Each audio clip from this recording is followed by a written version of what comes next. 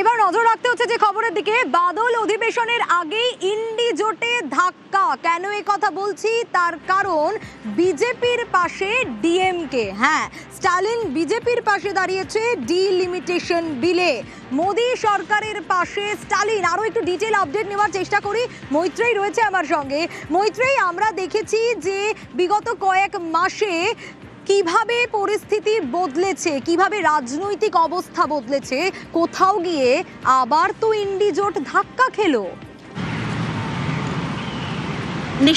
নিঃসন্দেহে তাই। দেখো, ডিএমকের সাথে কংগ্রেসের সম্পর্কের অবনতি শুরু হয়েছিল সেই সময় দাঁড়িয়ে, যখন কংগ্রেস তামিলনাড়ু নির্বাচনের পর বিজয়কে সমর্থন করার সিদ্ধান্ত নিয়েছিল।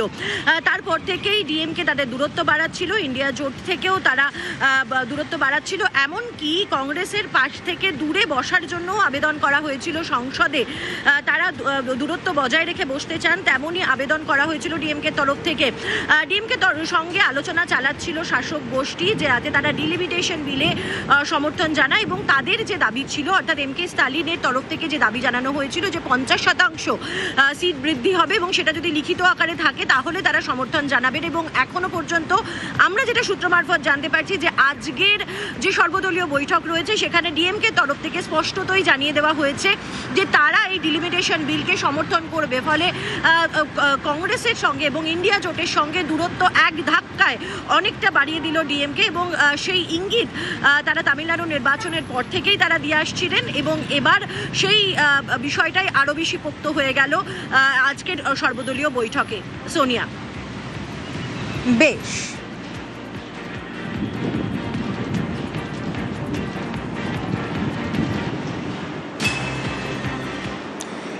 বাদল নাকি বদল, সংসদীয় অধিবেশনের নাম আসলে কি হওয়া উচিত, নাকি বাদলেই বদল? তার কারণ গোটা দেশের রাজনৈতিক সমীকরণ বদলে গেছে, গোটা দেশের নজর রয়েছে, কারণ বিগত কয়েক মাসে যা হয়েছে এরপর কি হয় সেটাই তো দেখার।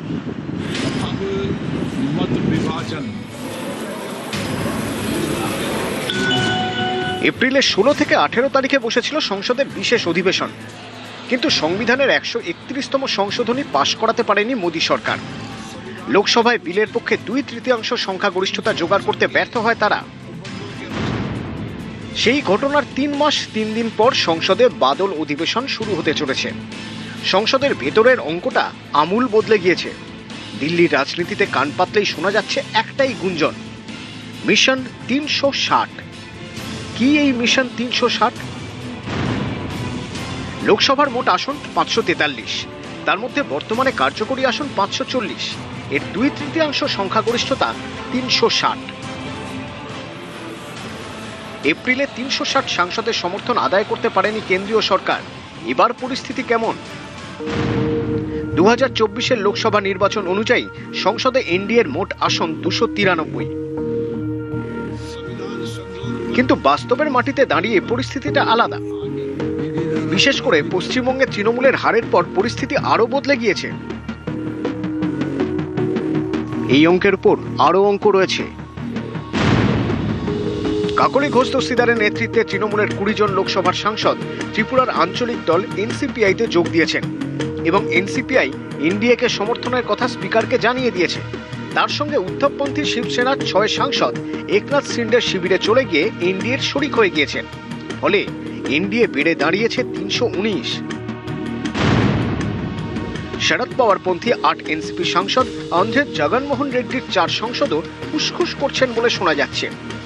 তাদের যোগ করলে আড়ে বহরে এনডিএ দাঁড়াচ্ছে 331, যা 2/3 সংখ্যাগরিষ্ঠতা থেকে 29টি আসন দূরে। এই দূরত্ব দূর করতে কি দূরে তাকাবে বিজেপি? বিধানসভা নির্বাচনে তামিলনাড়ুতেও পালাবদল হয়ে গিয়েছে। স্টালিনের পরাজয়ে ক্ষমতায় এখন সুপারস্টার বিজয়। রাজ্যপাট গেলেও স্টালিনের হাতে রয়েছে লোকসভার 22টি আসন। তিনি কি দিল্লিতে শিবির বদল করবেন? স্টালিন কি হাঁটবেন ইস্যু ভিত্তিক সমর্থনের পথে? লোকসভার তুলনায় রাজ্যসভার অঙ্কটা বিজেপি সরকারের পক্ষে সহজ। রাজ্যসভায় 2/3 সংখ্যাগরিষ্ঠতা পেতে 164টি আসন প্রয়োজন। রাজ্যসভার সমীকরণটা আরো সরল হয়ে গিয়েছে। আম আদমি পার্টির 7 রাজ্যসভার সাংসদ বিজেপিতে চলে গিয়েছেন।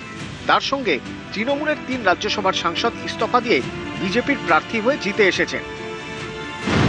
ফলে রাজ্যসভায় এনডিএর শক্তি 152, তার সঙ্গে ওড়িশার বিজু জনতা দলের 5 সাংসদকে ধরলে অঙ্কটা দাঁড়ায় 157, যা 2/3 সংখ্যাগরিষ্ঠতা থেকে মাত্র 7 কম।